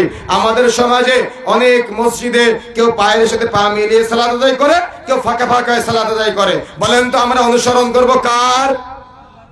রাসূলুল্লাহ সাল্লাল্লাহু আলাইহি সাল্লামের। তাহলে আমরা একটু খুঁজে বের করি আল্লাহ রাসূল কি বলেছেন। সবাই এক খেয়ালে চেয়ে থাকবেন আল্লাহ রাসূল কি বলেছেন। সহিহ বুখারী পর্ব 10 অধ্যায় 76, হাদিস নম্বর 725, সহিহ বুখারী পর্ব 10 অধ্যায় 77, হাদিস নম্বর 726। আল্লাহ রাসূল বলছেন, আন আনাস ইবনে মালিক আন নবী সাল্লাল্লাহু আলাইহি ওয়াসাল্লাম قال اقيموا صفوفكم فاني اراكم من اراء الدهر وكان احدنا يمسك منكبه بانكب صاحبه وقدمه بقدمه। আনাস রাদিয়াল্লাহু তাআলা আনহু বলছেন, আমি রাসূলের সাথে সালাত আদায় করেছি। আল্লাহ রাসূল বলছেন, তোমরা তোমাদের কাতারগুলোকে সোজা করে নাও, কেননা আমি আমার পেছন হতেও আমি তোমাদেরকে দেখতে পাই। আনাস রাদিয়াল্লাহু তাআলা আনহু বলছেন, আমরা যখন নামাজে দাঁড়াতাম তখন কাঁধের সাথে কাঁধ ও পায়ের সাথে পা মিলিয়ে দাঁড়াতাম। সুবহানাল্লাহ। কেন? যদি কেউ ফাঁকা পা করে দাঁড়ায় তাহলে সেখানে শয়তান প্রবেশ করে নামাজে বিশৃঙ্খলা তৈরি করে। এ ব্যাপারে সবচাইতে মর্যাদাপূর্ণ যে হাদিসটি এসেছে তাবারানী আওসাদ 5707 নম্বরের হাদিস। আল্লাহ রাসূল বলছেন, মান সাদ্দা ফুরজাতান ফি সাফিন, যে ব্যক্তি কাতারের ফাঁক বন্ধ করে দাঁড়াবে, রাফাল্লাহু বিহি দারাজাতান, মহান আল্লাহ তার মর্যাদা বাড়িয়ে দিবে, ওয়া বানাল্লাহু লাহু বাইতান ফিল জান্নাহ, তার জন্য জান্নাতে ঘর নির্মাণ করা হবে। সুবহানাল্লাহ। তার মানে আমাদের সমাজে যত পার্থক্য থাকুক না কেন, যতই দলাদলি, যতই মত থাকুক না কেন, যেটাই থাকুক না কেন, মনে রাখার চেষ্টা করতে হবে, আমরা যদি রাসূলের সুন্নাহ অনুযায়ী কাঁধের সাথে কাঁধ, পায়ের সাথে পা মিলিয়ে দাঁড়িয়ে সালাত আদায় করি, তাহলে কিয়ামতের মাঠে মর্যাদা বাড়িয়ে দেওয়া হবে এবং জান্নাতে ঘর নির্মাণ করা হবে। সুবহানাল্লাহ। এখন যদি আপনার আশা থাকে যে আমার জন্য জান্নাতে ঘর নির্মাণ করা হোক, তাহলে আপনি পালন করবেন। আর যদি আশা না থাকে, যদি আপনার জান্নাতে ঘরের আকাঙ্ক্ষা না থাকে, তো আপনি লাগায়েন না, আমার কোনো আপত্তি নাই। কথা বুঝতে পারেন নাই? যদি আপনার ইচ্ছা থাকে যে আমার জন্য একটা জান্নাতে ঘর হোক, এখন কেউ একজন আপনার মসজিদের পায়ের সাথে পা মেলালে আপনি তাকে মসজিদ থেকে বের করে দিবেন? আপনি কি জানেন ঈমান ভঙ্গের মৌলিক 11টি কারণ আছে, তার মধ্যে 7 নম্বর কারণ হলো সুন্নতের বিরোধিতা করা। তার মানে যদি কোনো সুন্নাত আপনি মানতে না পারেন, হয়তো আপনার মত ভিন্ন হতে পারে, কিন্তু যদি আপনি সুন্নাত মানতে না পারেন, আপনি বিরোধিতা করতে পারবেন না, জবানে তালা মেরে রাখতে হবে। যদি বিরোধিতা করেন তাহলে এটা রাসূলের বিরোধিতা হয়, আর রাসূলের বিরোধিতা করলে ঈমান নষ্ট হয়ে যায়। একজন হিন্দু যেমন কালিমা পড়ে মুসলমান হয়, আপনি যদি হাদিসের বিরোধিতা করেন তাহলে এরকম কালিমা পড়ে মুসলমান হতে হবে। তাহলে হাদিসের বিরোধিতা করা যাবে? আপনার ভিন্ন মত থাকতেই পারে, আপনার ভিন্ন আমল থাকতেই পারে, কিন্তু যদি আপনি চূড়ান্তভাবে কোরআন এবং সহিহ সুন্নাহর বিরোধিতা করেন তাহলে ঈমান নষ্ট হয়ে যাবে, কালিমা পড়ে মুসলমান হতে হবে। এই জন্য হাদিস নিয়ে কথা বলার আগে বিবেচনা করবেন, চিন্তা করবেন, গবেষণা করার চেষ্টা করবেন। এমনিতে তো সুবহান রাব্বিল আযীম শব্দের অর্থ জানেন না, সুবহান রাব্বিল আলা শব্দের অর্থ জানেন না, এগুলো জানতে হবে না? কথা বুঝতে পারতেছেন? সুতরাং মনে রাখার চেষ্টা করতে হবে, সালাত সহি পদ্ধতিতে আদায় করার জন্য মসজিদে প্রবেশ করে যখন জামাতে দাঁড়াবেন, কাঁধের সাথে কাঁধ, পায়ের সাথে পা মিলিয়ে সালাতে দাঁড়াতে হবে। এটাই হলো মুহাম্মদ সাল্লাল্লাহু আলাইহি সাল্লামের সুন্নাহ। এখন আসুন, মসজিদে দাঁড়ানোর পরে অনেক মসজিদের মুসাল্লি দেখা যায়, কেউ রফুল ইয়াদাইন করার সময় কানের সাথে হাতটা লাগায়, আবার কেউ কাঁধ বরাবর উঠায়। বলেন তো আমরা কাকে অনুসরণ করব? কথা বলতে হবে, কাকে কাকে অনুসরণ করতে হবে? রাসূলুল্লাহ সাল্লাল্লাহু আলাইহি ওয়াসাল্লামকে অনুসরণ করতে হবে। রাসূলুল্লাহ সাল্লাল্লাহু আলাইহি ওয়াসাল্লাম কত চমৎকার ভাবে বলছেন, রাসূলুল্লাহ সাল্লাল্লাহু আলাইহি ওয়াসাল্লামের কত চমৎকার আমল আছে। আল্লাহ রাসূল বলছেন, হাদাসানা আব্দুল্লাহ ইবনে মাসলামা আন মালিক আন ইবনে শিহাব আন সালিম ইবনে আব্দুল্লাহ আন আবিহি আন রাসূলুল্লাহ সাল্লাল্লাহু আলাইহি ওয়াসাল্লাম কানা ইয়ারফু ইয়াদাইহি হাযওয়া মানকিবাইহি ইযা ইবতাদাহা আস-সালাত ওয়া ইযা কাব্বারা লির-রুকুই ওয়া ইযা রাফআ রা'সাহু মির-রুকুই ওয়া ইযা রাকা'তাইন রাফআ আলাইহি। আব্দুল্লাহ ইবনে উমর রাদিয়াল্লাহু তাআলা বলছেন, আমি রাসূলের সাথে সালাত আদায় করেছি। আল্লাহ রাসূল যখন সালাতে দাঁড়াতেন তখন উভয় হাত কাঁধ বরাবর উঠাতেন, যখন রুকুতে যেতেন রুকুতে মাথা উঠাতেন, তখন তিনি একই ভাবে উভয় হাত কাঁধ বরাবর উঠাতেন, এবং যখন তিনি 2 রাকাত পর নামাজ শুরু করতেন তখনও তিনি একই ভাবে উভয় হাত কাঁধ বরাবর উঠাতেন। এটাই হলো চূড়ান্ত সুন্নাহ, যে ব্যাপারে আল্লাহ রাসূল সাল্লাল্লাহু আলাইহি ওয়াসাল্লাম থেকে বুখারী, মুসলিম, আবু দাউদ, নাসাই, তিরমিজি, ইবনে মাজাহ থেকে প্রায় 4 শতাধিক হাদিসের রেফারেন্স দেওয়া যাবে। সহিহ বুখারী পর্ব 10 অধ্যায় 83 হাদিস 735, সহিহ বুখারী পর্ব 10 অধ্যায় 84 হাদিস 736, সহিহ বুখারী পর্ব 10 অধ্যায় 87 হাদিস 737, সহিহ বুখারী পর্ব 10 অধ্যায় 88 হাদিস 739। এমনকি ইমাম বুখারী রাহিমাহুল্লাহ এই রফউল ইয়াদাইন প্রসঙ্গে একটা কিতাবই লিপিবদ্ধ করেছেন, একটা বই লিখেছেন, জুজুউর রফউল ইয়াদাইন শিরোনামে। কথা বুঝেন নাই? তার মানে জুজুউর রফউল ইয়াদাইন শিরোনামে ইমাম বুখারী রাহিমাহুল্লাহ একটা বই লিখেছেন। কিন্তু আপনি আজকে কি বললেন? একটা ঠুনকো খাড়া যুক্তি দাঁড় করায় দিয়ে বলে দিলেন যে আল্লাহ রাসূল নাকি সাহাবীদের সন্দেহ করত, বগলে পুতুল রাখে কিনা তাই হাত ঝাড়া মারতে বলেছেন। বলেন নাউযুবিল্লাহ। তার মানে আপনি কথা বলা মানে কাকে অপমান করা বলেন তো? সাহাবায়ে কিরামকে অপমান করা, সাহাবায়ে কিরামের নিয়ে মিথ্যাচার করা, সাহাবায়ে কিরামকে নিয়ে আপনি প্রতারক প্রমাণ করা, এটা নেহায়াত অন্যায়। যদি আপনি আমল করতে না পারেন, হাদিসের বিরোধিতা করবেন না, কত রেফারেন্স দিবেন আপনি? কিন্তু আপনার আমল করা জরুরি, আমল করার প্রয়োজন আছে। কথা বুঝতে পেরেছেন? সুতরাং মনে রাখার চেষ্টা করতে হবে, রফউল ইয়াদাইন সালাতে দাঁড়ানোর সময়, রুকুতে যাওয়ার সময়, রুকুতে ওঠার সময় এবং 2 রাকাত পর সালাত শুরু করার সময় অবশ্যই রফউল ইয়াদাইন অর্থাৎ উভয় হাত কাঁধ বরাবর অথবা কান বরাবর উত্তোলন করতে হবে। কানের সাথে লাগানোর মারবে কোনো সহিহ হাদিস পাওয়া যায় না। এজন্য কাঁধ বরাবর অথবা কান বরাবর উঠায় আল্লাহর নিকট আত্মসমর্পণ করে আপনি সালাত শুরু করবেন। রুকুতে যাবেন, রুকুতে উঠবেন, 2 রাকাত পর সালাত শুরু করবেন। এখন আসুন রফউল ইয়াদাইন করে যখন আমরা হাতটা নিয়ে আসবো, সহিহ বুলুগুল মারামের মধ্যে আসে 426 নম্বর পৃষ্ঠার মধ্যে আলা সদরি শব্দটা এসেছে। তার মানে যখন আপনি জিরো একত্রিত করবেন, একত্রিত করে আলা সদরি অর্থাৎ সদর শব্দটা এসেছে, বুকের অংশের কথা হাদিসের বর্ণনা পাওয়া যায়। তার মানে আপনার বুকের উপরে ডান হাত বাম হাতের উপর রেখেই রাখার চেষ্টা করতে হবে। এটাই চূড়ান্ত সুন্নাহ দ্বারা প্রমাণিত। এবং সহিহ বুখারীর যে বর্ণনাটা পাওয়া যায় সেটা হলো জিরো, আর জিরোটা হলো এই কনুই থেকে আঙ্গুলের অগ্রভাগ পর্যন্ত পুরাটাই। এখন পুরোটা যদি আপনি একসাথে করেন, অবশ্যই আপনার হাত বুকের উপরে থাকবে। কথা বুঝেন নাই? কথা বুঝতে পেরেছেন? সুতরাং মনে রাখার চেষ্টা করতে হবে, আমাদের আমল বিশুদ্ধভাবে করতে হবে, সুন্নাহ পদ্ধতিতে আমল করার চেষ্টা করতে হবে। এটাই আমাদের দাওয়াত। এই দাওয়াত যদি আপনি মানতে না পারেন, তাহলে অন্তত বিরোধিতা করবেন না। যারা আমল করতে চায় তাদের আমলে অভ্যস্ত করবেন। কেন? প্রতিটা বিষয়ের চূড়ান্ত সুন্নাহ আছে, প্রতিটা বিষয়ের প্রতিটা আমলের চূড়ান্ত হাদিস আছে। যদি আপনি বিরোধিতা করেন, তাহলে এটা আমার বিরোধিতা হবে না, এটা হবে হাদিসের বিরোধিতা, এটা হবে রাসূলের বিরোধিতা। কথা বুঝতে পেরেছেন? কথা বোঝা যাচ্ছে? এখন আসুন, আপনি নামাজে দাঁড়ালেন, নামাজে দাঁড়ানোর পরে সমাজে প্রচলিত আছে ইমাম সূরা ফাতিহা পড়লে মুসাল্লির সূরা ফাতিহা পড়ার দরকার নাই। আছে কিনা? কথা বলতে হবে, আছে কিনা?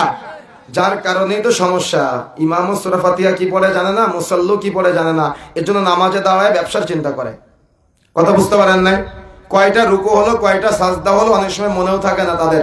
এজন্য মনে রাখার চেষ্টা করতে হবে, আমাদের সালাতে দাঁড়ানোর সাথে সাথে সূরা ফাতিহাটা হলো সালাতের জন্য বাধ্যতামূলক। এটা আমার কথা না, আল্লাহ রাসূল বলেছেন। সহিহ বুখারী পর্ব 10 অধ্যায় 95 হাদিস নম্বর 456 আল্লাহ রাসূল বলেছেন, লা সালাতা লিমান লাম ইয়াকরা বিফাতিহাতিল কিতাব। যে ব্যক্তি সালাতে সূরা ফাতিহা পাঠ করবে না, তার নামাজই হবে না। তার মানে সূরা ফাতিহাটা উসুলে হাদিসের পরিভাষায় এটা হলো খাস, এটা হলো আদায় করতেই হবে, সূরা ফাতিহা পাঠ করতেই হবে। সূরা ফাতিহা যদি আপনি পাঠ না করেন, আপনার নামাজ বিশুদ্ধ হবে না, কবুলযোগ্য হবে না।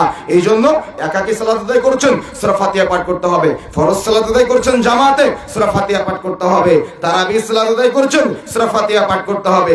ইস্তেসকা সালাত আদায় করছেন, সূরা ফাতিহা পাঠ করতে হবে। ইস্তেখারা সালাত আদায় করছেন, সূরা ফাতিহা পাঠ করতে হবে। তারাবি বা তাহাজ্জুদের সালাত আদায় করছেন, সূরা ফাতিহা পাঠ করতে হবে। বিতরের সালাত আদায় করছেন, সূরা ফাতিহা পাঠ করতে হবে। জানাজার সালাত আদায় করছেন, সূরা ফাতিহা পাঠ করতেই হবে। সূরা ফাতিহা ছাড়া কোনো নামাজই হবে না। প্রত্যেক সালাতের প্রত্যেক রাকাতে সূরা ফাতিহা বাধ্যতামূলক, সূরা ফাতিহা পাঠ করতেই হবে। এখন আমি যদি বলি আপনার হুজুর আপনার নামাজ নষ্ট করতেছে, আপনি কি রাগ করবেন? কথা বুঝেন না মনে হয়? কথা বুঝতে পেরেছেন? আমি যদি বলি আপনার হুজুর আপনার নামাজ নষ্ট করতেছে, আপনি কি রাগ করবেন? আরে আপনার হুজুর সম্পর্কে আল্লাহ রাসূল যেদিন মিরাজের রাতে জান্নাত জাহান্নাম ভ্রমণ করতে যায়, আল্লাহ রাসূল দেখে এক শ্রেণীর ব্যক্তিকে জাহান্নামে ডুবানো হচ্ছে, উঠানো হচ্ছে। আল্লাহ রাসূল জিবরিলকে জিজ্ঞাসা করেন, জিবরাইল মান হাউলা, এরা কারা? এদেরকে কেন এমন জাহান্নামে আযাব দেওয়া হচ্ছে? আল্লাহ রাসূলের কথা জিজ্ঞাসা করার পরে জিবরিল বললেন, আল্লাহ রাসূল এরা তারাই যারা আপনার সমাজে আলেম ওলামা ছিল, হুজুর ছিল, তাদেরকে জাহান্নামে ডুবানো হচ্ছে, আবার উঠানো হচ্ছে। আল্লাহ রাসূল মিরাজ থেকে ফিরে এসে মেম্বারে দাঁড়িয়ে সাহাবায়ে কেরামকে লক্ষ্য করে বলছেন, সাহাবায়ে কেরাম, কিয়ামতের মাঠে যখন হুজুরকে জাহান্নামে নেওয়া হবে, তখন হুজুরের পায়ে শিকল বেঁধে টানতে টানতে নেওয়া হবে, হুজুরের মুখ দিয়ে হুজুরের নার্ভের গুলো বেরিয়ে আসবে। তখন হুজুরের অনুসারীরা হুজুরকে বলতে থাকবে, হুজুর আনতা তা'মুরুনা বিল মা'রুফ ওয়া তানহাউনা আনিল মুনকার। হুজুর আপনি তো সৎ কাজের আদেশ দিয়েছিলেন, অসৎ কাজের নিষেধ করেছিলেন, আপনার কেন এই অবস্থা? তখন হুজুর বলবে আমারুনা বিল মারুফ ওয়া তানহাউনা আনিল মুনকার, আমি সৎ কাজের আদেশ দিয়েছিলাম, অসৎ কাজের নিষেধ করেছিলাম, আমি নিজে পালন করিনি, যে আমি জানতাম কিন্তু আমি তোমাদের সামনে উপস্থাপন করিনি। যে তখন হুজুরের সাথে সাথে হুজুরের অনুসারীকে জাহান্নামে নিক্ষেপ করা হবে। এখন আপনি হয়তো বলতে পারেন হুজুর ভুল করেছে, আমি কি ভুল করেছি? জি, আল্লাহ আপনাকে গরু করে পাঠায় নাই, আল্লাহ আপনাকে ছাগল করে পাঠায় নাই, আল্লাহ আপনাকে চতুষ্পাদ জন্তু করে পাঠায় নাই। আল্লাহ আপনাকে জ্ঞান দিয়েছে দুনিয়াতে এক কাঠা জমি কেনার জন্য ডাক নম্বর, খতিয়ান নম্বর, পরচা নম্বর কোথায় কি আছে সব খুঁজে বের করতে পারেন। যাকে সব থেকে ছোট জান্নাত দেওয়া হবে তার জান্নাত হবে গোটা পৃথিবীর মতো 10টা পৃথিবী একসাথে করলে যত বড় হয় এত বড় জান্নাত দিবে। সুবহানাল্লাহ। আপনি এত বড় জান্নাত নেবেন, তার জন্য দলিল খুঁজবেন না? কথা বুঝেন না মনে হয়? তার জন্য দলিল লাগবে না? অবশ্যই দলিল লাগবে, অবশ্যই দলিলের প্রয়োজন আছে। আপনার হুজুর আপনাকে কিভাবে মূর্খ বানায় জানেন? এই যে গুনাহগারকারী মাজার আছে না, এখান থেকে আরো 2-3 বছর আগে আমি এবং আমার দুজন বন্ধু একসাথে গিয়েছিলাম। তো ওখানে গিয়ে একটা ভিডিও আছে, আপনারা দেখে নেবেন। তো ওখানে গিয়ে দেখি মহিলারা পানি নিচ্ছে। আপনারা হয়তো দেখেছেন বিভিন্ন সময়ে বিভিন্ন উদ্দেশ্যে মানুষ যায়। তো তখন আমরা জিজ্ঞাসা করলাম যে ওখানকার খাদেম সাহেবকে যে এখানে পানি নেওয়ার কাহিনীটা কি। তো বলতেছে এখান থেকে যে যে নিয়তে পানি নেয় তার সেই নিয়ত পূর্ণ হয়। তো আমি বললাম যেমন? তো বলতেছে যদি কেউ অসুস্থ থাকে এখান থেকে পানি খেলে সে আরোগ্য লাভ করে, সুস্থ হয়ে যায়। তো কথায় কথায় বললাম যে একটু পীর সাহেবের সাথে দেখা করি। পীর সাহেব কোথায়? তো বলছে পীর সাহেব তো দেশে নাই, একটু কানাডায় গিয়েছে। তাই বললাম কি জন্য? তো বলছে অসুস্থ, ডাক্তার দেখাতে গেছে। কথা বুঝতে পারেন নাই? তাহলে এভাবে আপনাদেরকে বোকা বানায়, আর আপনারা গাছের লাউ নিয়ে চলে যান তার কাছে, মুরগির ডিম নিয়ে চলে যান তার কাছে, টাকা পয়সা নিয়ে চলে যান তাদের কাছে, অথচ পরিবেশটা এমন। কথা বুঝতে পারেন নাই? পরিবেশটা হলো এমন। সুতরাং সতর্ক হতে হবে, সাবধান হতে হবে। এমন ব্যক্তির ফাঁদে পা দেওয়া যাবে না যে আপনার ঈমান আমল ধ্বংস করে দেয়। তার মানে আপনার হুজুর যদি এই কথা বলে যে সূরা ফাতিহা পড়ার দরকার নাই, মনে করবেন আপনার হুজুর আপনাকে ধ্বংস করে দিচ্ছে। আর তার মানে আপনার সালাত আল্লাহর দরবারে কবুল যোগ্য হবে না। এটা আল্লাহ রাসূল বলেছেন, এটা আমার কথা না। তাহলে কি করতে হবে? আপনি যে সালাতে আদায় করেন না কেন, প্রত্যেক সালাতে, প্রত্যেক নামাজে সূরা ফাতিহা পাঠ করতেই হবে। সূরা ফাতিহা ছাড়া নামাজ হবে না, সূরা ফাতিহা পাঠ করতেই হবে। এখন আসুন, সূরা ফাতিহা পাঠ করা শেষ করে যদি মসজিদে কেউ উচ্চস্বরে আমিন বলে, তাকে মসজিদ থেকে বের করে দেওয়া হয়। জানি না এলাকায় আছে কিনা, তবে অনেক জায়গাতে দেখেছি। গত 2-3 দিন আগে অনলাইনের মাধ্যমে দেখলাম এই মসজিদে যারা জোরে আমিন বলবে তারা প্রবেশ করতে পারবে না, এরকম নিষেধাজ্ঞা আরোপ করা হয়। মনে রাখার চেষ্টা করতে হবে, রাসূলুল্লাহ সাল্লাল্লাহু আলাইহি ওয়াসাল্লাম থেকে এই ব্যাপারে অসংখ্য বর্ণনা পাওয়া যায়। বুলুগুল মারাম 442 নম্বর পৃষ্ঠার মধ্যে আসছে, আনাবি হুরায়রা রাদিয়াল্লাহু তাআলা আনহু قال كان رسول الله صلى الله عليه وسلم, আবু হুরায়রা রাদিয়াল্লাহু তাআলা থেকে বর্ণিত, তিনি বলছেন আমি রাসূলুল্লাহ সাল্লাল্লাহু আলাইহি ওয়াসাল্লামের সাথে সালাত আদায় করেছি।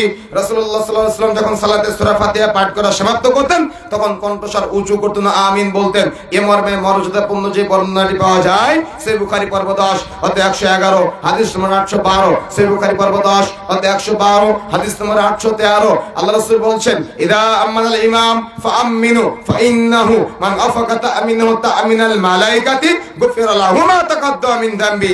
ইমাম যখন আমিন বলে তখন তোমরাও আমিন বলো, কেননা যার আমিন বলা আর ফেরেশতাদের আমিন বলা এক হয়ে যায়, তার পিছনে সমস্ত পাপ থেকে তাকে মুক্ত করে দেওয়া হয়। সুবহানাল্লাহ। কি পাপ আছে পিছনের? গুনাহ আছে আমাদের। যদি গুনাহ থেকে মুক্ত হতে চান তাহলে আমিন বলবেন। আল্লাহ রাসূল বলছেন, সিলসিলার বর্ণনা, আল্লাহ রাসূল বলছেন যে ইহুদিদের একটা বৈশিষ্ট্য আছে, তারা আমিনের শব্দ শুনলে কষ্ট পায়, আমিনের শব্দ শুনলে তাদের জ্বালা যন্ত্রণা তৈরি হয়। তো নিজেকে ইহুদি খ্রিস্টান প্রমাণ করবেন না। কথা বুঝতে পারেন নাই? নিজেকে ইহুদি খ্রিস্টানদের বৈশিষ্ট্যের অধিকারী এটা প্রমাণ করবেন না। আমিন শব্দের অর্থ হলো আল্লাহ তুমি কবুল করো। যদি কেউ আমিন বলে আর ফেরেশতারা আমিন বলে, উভয়ের আমিন বলা যদি মিলে যায়, তার পিছনে সমস্ত গুনাহ থেকে তাকে মুক্ত করে দেওয়া হয়। সুবহানাল্লাহ। এখন আপনার চিন্তা, আল্লাহ আপনাকে জ্ঞান দিয়েছে, আপনি আমল করবেন কি করবেন না সেটা আপনার চিন্তা। আমরা শুধু দাওয়াত পৌঁছে দিলাম। কথা বুঝতে পারেন নাই? চিন্তা আপনার, আমরা শুধু দাওয়াত পৌঁছে দিলাম।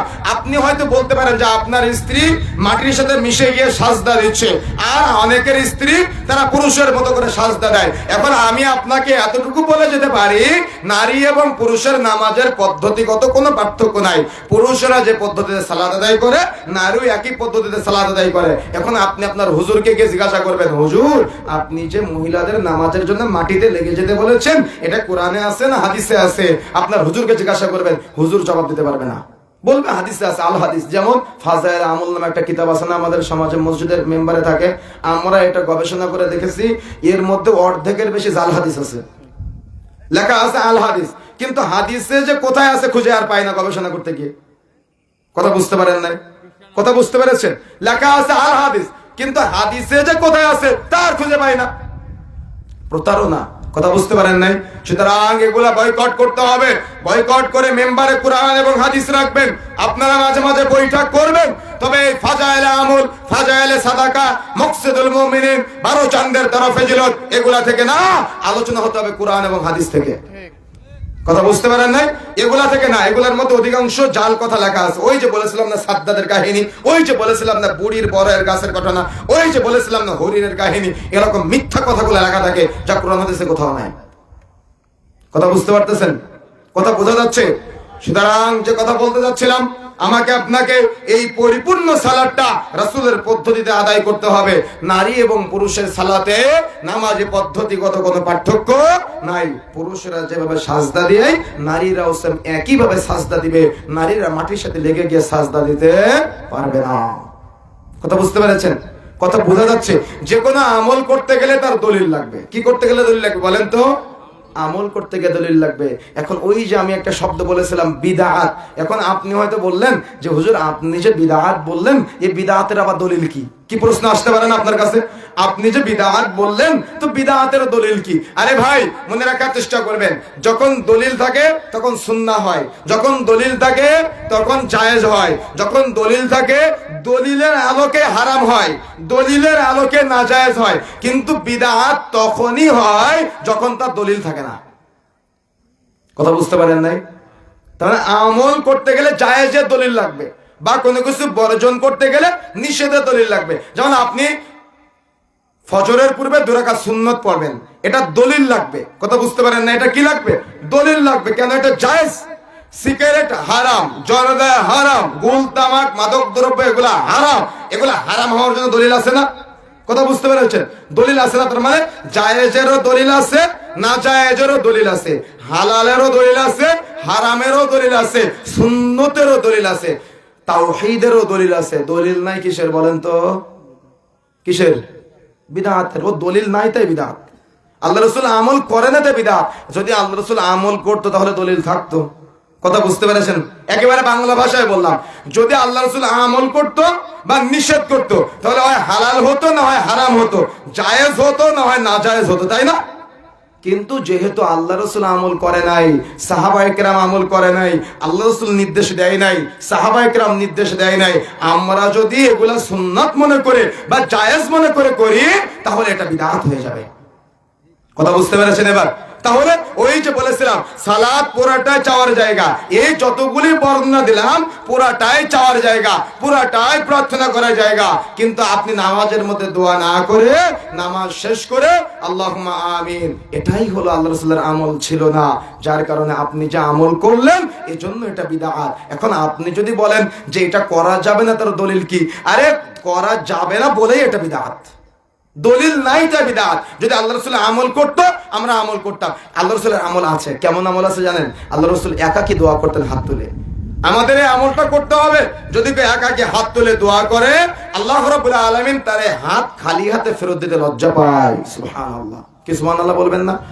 তার মানে প্রচলিত ফরজ সালাতের পরে যারা মনে করে এই দোয়া না করলে নামাজি হবে না, এটা ভুল। তবে আপনি চাইলে একা একা 2 হাত তুলে আল্লাহর কাছে দোয়া করবেন। আপনার মনের যত চাওয়া পাওয়া, ইচ্ছা, আশা, আকাঙ্ক্ষা আছে, শুয়ে আছেন 2 হাত তুলে দোয়া করবেন, বাড়িতে আছেন 2 হাত তুলে দোয়া করবেন। যে কোনো সময় 2 হাত তুলে দোয়া করলে আল্লাহ এই হাত খালি হাতে ফেরত দিতে লজ্জা পায়। সুবহানাল্লাহ। কথা বুঝতে পেরেছেন?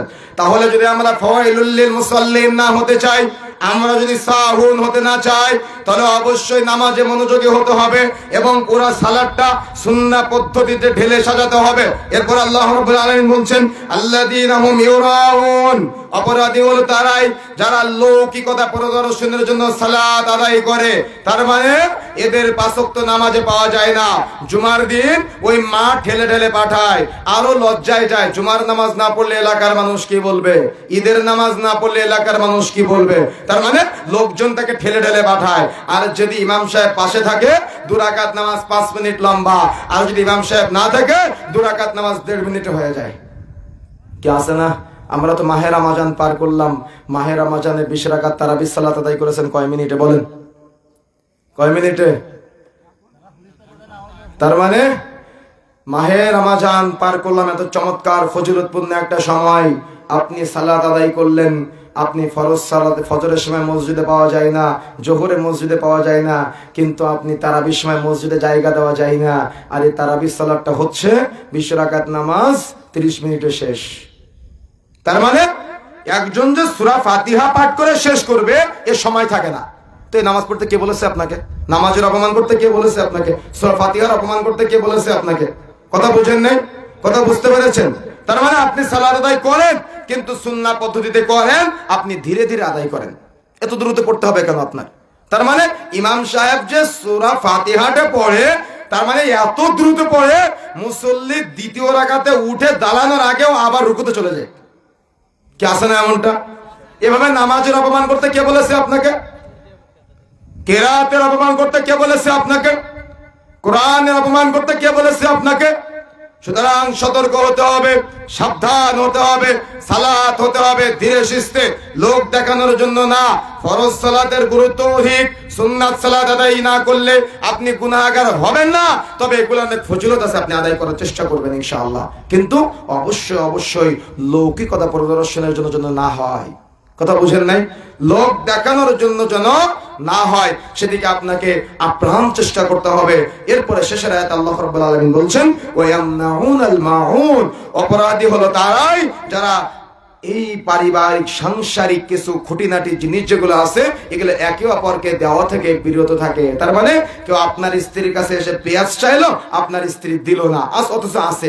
কেউ এসে আলু চাইলো, আপনার স্ত্রী দিল না, অথচ আছে। কেউ এসে ঝাল চাইলো, কিন্তু আপনার স্ত্রী দিল না, কিন্তু আপনার স্ত্রীর কাছে সেটা আছে। কেউ আপনার কাছে 500 টাকার ভাঙতি চাইলো, আপনার কাছে আছে, কিন্তু আপনি এটা দিলেন না। আল্লাহ রাব্বুল আলামিন তাকে অপরাধী বলেছেন। সুতরাং প্রিয় বন্ধুরা আমার, সংক্ষিপ্ত সময়ে সূরা আল মাউনের যে অপরাধীগুলোকে আমরা খুঁজে বের করলাম, 6 শ্রেণীর অপরাধী।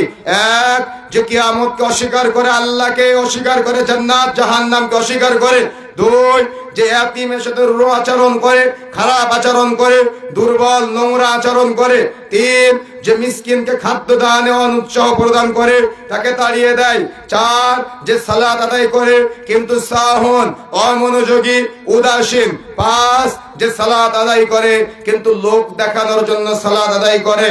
6, যে ব্যক্তি সংসারের খুঁটিনাটি জিনিস একে অপরকে দেওয়া থেকে বিরত থাকে। আল্লাহ রাব্বুল আলামিন তাদেরকে অপরাধী বলেছেন। সুতরাং সতর্ক হতে হবে, সাবধান হতে হবে। আজকে আলোচনার শেষ হাদিস, আল্লাহ রাসূল বলছেন, সালাসাতুন কাদ হারামাল্লাহু আলাইহিমুল জান্নাহ, 3 শ্রেণীর ব্যক্তির উপরে জান্নাত হারাম। তার মধ্যে 1 নম্বরটা হলো মুদমিনুল খামার, যারা নিয়মিত নেশা জাতীয় দ্রব্য সেবন করবে তাদের জন্য জান্নাত হারাম। যদিও সালাত আদায় করে, যদিও সিয়াম পালন করে, এটা অত্যন্ত জঘন্যতম একটা পাপ। আল্লাহ রাসূল বলছেন, যে ব্যক্তি নেশা জাতীয় দ্রব্য সেবন করবে তার জন্য জান্নাত হারাম। মদখোর, জুয়াখোর, ফেন্সিডিলখোর, হিরোইনখোর, বিড়িখোর, সিগারেটখোর, গুলখোর, জর্দাখোর, তামাকখোর, এই অপবিত্র বস্তু আপনি যাই খান না কেন আপনার হারামে জর্জরিত হয়ে যাবে, এই তো জান্নাতে প্রবেশ করবে না। আল্লাহ রাসূল বলেছেন, লা ইয়াদখুলুল জান্নাতা মুদমিনুল খামার, যে ব্যক্তি নেশা জাতীয় দ্রব্য সেবন করবে সে জান্নাতে যাবে না। আল্লাহ রাসূল বলছেন, যে ব্যক্তি প্রকাশ্যে মদ্যপান করে ঘুরে বেড়ায় তার জানাজা সালাতে ঈমানদাররা অংশগ্রহণ করবে না। তার মানে যারা প্রকাশ্যে এরকম মদ্যপান করে ঘুরে বেড়ায় তাদের জানাজার নামাজে যদি নিজেকে মনে করেন আপনি ঈমানদার, তাহলে তাদের জানাজার সালাতে অংশগ্রহণ করবেন না। কিন্তু দুঃখজনক সত্য যে হুজুরেই তো জর্দা খায়, কি তাই না? হুজুরের জানাজাকে পড়াবে? কথা বুঝেন না মনে হয়? হুজুরেই তো জর্দা খায়, হুজুরের জানাজাকে পড়াবে? আবার অনেকেই তর্ক করে যে হাজী সাহেব হজ করে এসে জর্দা খায়। আরে আমি বলে যাচ্ছি, হাজী সাহেব হজ করেছে ঠিকই, কিন্তু হজ সৌদি আরবে রেখে এসেছে, বাংলাদেশে আনতে পারে নাই। কথা বুঝতে পেরেছেন? সুতরাং মনে রাখার চেষ্টা করতে হবে, মদখোর, জুয়াখোর, ফেন্সিডিলখোর, হিরোইনখোর, বিড়িখোর, সিগারেটখোর, গুলখোর, জর্দাখোর, তামাকখোর, এই অপবিত্র বস্তু যেই সেবন করেন না কেন, সালাত যত আপনি সহি পদ্ধতিতে আদায় করেন, আপনার সালাত কিন্তু কবুলযোগ্য হবে না। এই জন্য হারাম কাজ থেকে আপ্রাণ চেষ্টা করবেন বেঁচে থাকার জন্য। আল্লাহ রাব্বুল আলামিন আমাদের সবাইকে তৌফিক দান করুন, আল্লাহুম্মা আমিন। প্রিয় ভাইয়ের আমন্ত্রণে আপনারা দূর দূরান্ত থেকে ছুটে এসেছেন। আল্লাহ রাব্বুল আলামিন আজকে আমাদের সবাইকে সংক্ষিপ্ত সময়ে সূরা আল মাউনের সংক্ষিপ্ত তাফসীরের যে কথাগুলো শ্রবণ করেছি, আল্লাহ রাব্বুল আলামিন আমাদের সবাইকে আমলে বাস্তবায়ন করা তৌফিক দান করুন, বলেন আমিন, বলেন আমিন। আমরা যারা এখনো পর্যন্ত সহি পদ্ধতিতে সালাত আদায় করতে পারি নাই, আল্লাহ রাব্বুল আলামিন আমাদের সবাইকে সহি পদ্ধতিতে সালাত আদায় করার তৌফিক দান করুন, আল্লাহুম্মা আমিন। যারা উঠে গিয়েছেন তারা দোয়া থেকে বঞ্চিত হবেন। আল্লাহ রাসূল বলছেন, যে ব্যক্তি বৈঠকে বসলো, একটা দোয়া আছে, ছোট্ট দোয়া, যদি এই দোয়াটা পড়ে বৈঠকটা শেষ করে, তাহলে তাদের যত সাগীরা গুনাহ আছে সব গুনাহ সেখানে ঝরে যায়। সুবহানাল্লাহ। কথা বুঝতে পেরেছেন? রাসূলুল্লাহ সাল্লাল্লাহু আলাইহি ওয়াসাল্লাম, আমরা রাসূলুল্লাহ সাল্লাল্লাহু আলাইহি ওয়াসাল্লামের সুন্নাহগুলো জীবিত করার জন্য সংক্ষিপ্ত সময়ে যে কথাগুলো বলেছি সহিহ পদ্ধতির সালাতের প্রসঙ্গে, আমি আপনাকে কষ্ট দেওয়ার জন্য, আঘাত দেওয়ার জন্য বলি নাই। আমি চেয়েছি আপনার আমলটা অল্প হোক, কিন্তু আমলটা রাসূলের পদ্ধতিতে হোক। আমি এটা কামনা করেছি, এটাই চেয়েছি। এজন্য বলেছি, আমল করবেন কি করবেন না আপনার ব্যক্তিগত দায়িত্ব। আল্লাহ রাব্বুল আলামিন আমাদের বুঝার তৌফিক দান করুন। আল্লাহ রাব্বুল আলামিনকে অস্বীকার করবেন না। আল্লাহ রাব্বুল আলামিনের উপরে যথেষ্ট ঈমান রাখার চেষ্টা করবেন এবং যা কিছু চাওয়ার সব রবের কাছে চাইবেন। যদি কোনো বান্দা সকালে পাপ করে রাতে ক্ষমা চায়, আল্লাহ তার পাপগুলো ক্ষমা করে দেয়। রাতে পাপ করে সকালে ক্ষমা চায়, আল্লাহ তার পাপগুলো ক্ষমা করে দেয়। সুবহানাল্লাহ। যদি কোনো বান্দা পাপ করার পরে, ভুল করার পরে সুন্দর করে ওযু করে 2 রাকাত সালাত আদায় করে, আল্লাহ তার পাপগুলোকে ক্ষমা করে দেয়। যদি কোনো ব্যক্তি পাপ করার পরে সুন্দর করে ওযু করে, হাত দ্বারা অর্জিত পাপ ওযুর পানির সাথে ঝরে যায়, মুখ দ্বারা অর্জিত পাপ ওযুর পানির সাথে ঝরে যায়, পা দ্বারা অর্জিত পাপ ওযুর পানির সাথে ঝরে যায়, কুলি করার সময় মুখ দ্বারা অর্জিত পাপ ঝরে ঝরে পড়ে যায়। সুবহানাল্লাহ। তার মানে গুনাহ থেকে মুক্ত হওয়ার বহু পন্থা আছে, বহু মাধ্যম আছে। প্রত্যেক রাতের শেষ তৃতীয়াংশে আল্লাহ দুনিয়ার আসমানে নেমে আসে, এসে বলেন, বান্দা কে আছো? আমার কাছে চাও, আমি তোমাকে দান করব। আমার কাছে ক্ষমা চাও, আমি ক্ষমা করে দিব। আমার কাছে সাহায্য চাও, আমি তোমাকে সাহায্য করব। সুতরাং যা চাওয়ার সব শেষ রাত্রির তৃতীয়াংশে, অর্থাৎ রাতের শেষ তৃতীয়াংশে জাগ্রত হয়ে 2 হাত তুলে আল্লাহর কাছে একাকি চাইবেন, আল্লাহ রাব্বুল আলামিন অবশ্যই অবশ্যই আপনাকে দান করবে। তার মানে চাওয়ার বহু জায়গা আছে, পীরের কাছে যাওয়ার প্রয়োজন নাই। চাওয়ার অবশ্যই অবশ্যই আল্লাহর কাছে সরাসরি চাইবেন, আল্লাহ রাব্বুল আলামিন আপনাকে দিবে ইনশাআল্লাহ। এই চাওয়ার মতো চাইতে হবে, বুঝে শুনে চাইতে হবে সালাতের মধ্যে। আল্লাহ রাব্বুল আলামিন আমাদের সবাইকে কবুল করুন, আল্লাহুম্মা আমিন। এখানে যারা আমরা এতক্ষণ পর্যন্ত অপেক্ষা করে বসে আছি, আল্লাহ রাব্বুল আলামিন আমাদের সবাইকে একসাথে জান্নাতে এরকম কোন একদিন উপস্থিত হওয়ার তৌফিক দান করুন, বলেন আমিন। দোয়াটা বুঝতে পেরেছেন? আল্লাহ রাব্বুল আলামিন এখানে যারা আমরা একসাথে আছি, আমাদের সবাইকে জান্নাতেও যদি কোনো একদিন বসার তৌফিক দান করেন, বলেন আমিন। সুবহানাকাল্লাহুম্মা ওয়া বিহামদিক, আশহাদু আল্লা ইলাহা ইল্লা আনতা, আস্তাগফিরুকা ওয়া আতুবু ইলাইক। বলেন আমার সাথে, সুবহানাকাল্লাহুম্মা ওয়া বিহামদিক, আশহাদু আল্লা ইলাহা ইল্লা আনতা, আস্তাগফিরুকা ওয়া আতুবু ইলাইক। আসসালামু আলাইকুম ওয়া রাহমাতুল্লাহি ওয়া বারাকাতুহু।